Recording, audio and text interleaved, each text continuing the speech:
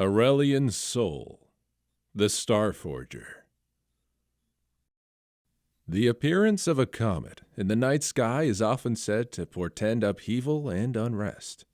Under the auspices of such fiery harbingers, new empires rise, old cultures fall, and even the stars themselves may vanish from the heavens.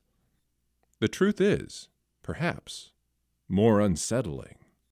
The almighty being known as Aurelion Sol was already ancient before the rise of the mortal races of Runeterra. Born in the first breath of creation, he and those like him roamed the vast nothingness of a pristine celestial realm, seeking to fill this canvas of incalculable breadth with marvels whose twinkling spectra would bring fulfillment and delight to all who witnessed them. As he wandered, Aurelion Sol seldom encountered any equals.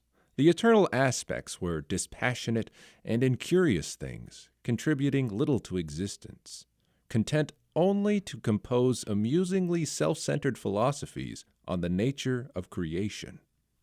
But then, bathed in the light of a fairly unremarkable sun he had crafted eons earlier, he discovered something. A world, new realms. He did not know who had created this world, or why, only that it had not been him. The aspects, who seemed unusually invested in it, implored him to come closer.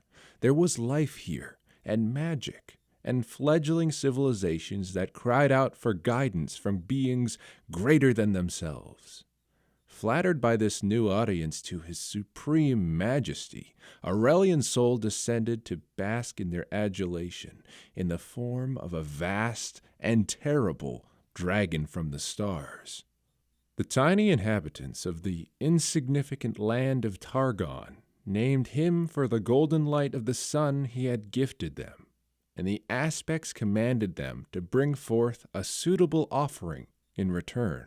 The mortals climbed to the peak of their tallest mountain and presented him with a splendorous crown, crafted with careful and cunning magic, and etched with the inscrutable patterns of the celestial realm. From the moment it touched Aurelion Sol's brow, he knew this was no gift at all. The accursed thing clamped in place with unimaginable force, enough that even he could not remove it, and he could feel his knowledge of the sun and its creation being stolen and scrutinized by intelligences vastly inferior to his own. Worse still, the power of the crown hurled him back into the heavens and prevented him from getting any closer to that world again. Instead, he was forced to watch as the duplicitous aspects of Targon set the mortals to work in the construction of a great, gleaming disk.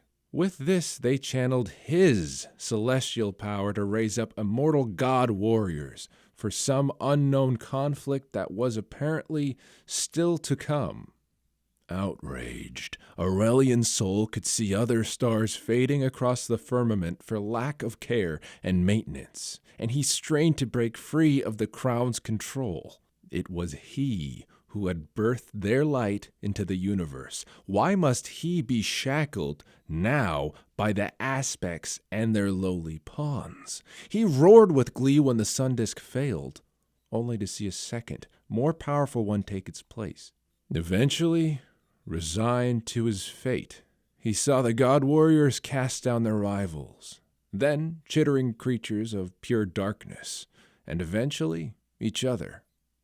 Then, in little more than the blink of a star dragon's eye, the world was ravaged by a succession of sorcerous catastrophes, and Aurelion Sol finally knew that Targon and the hated aspects were all but defenseless.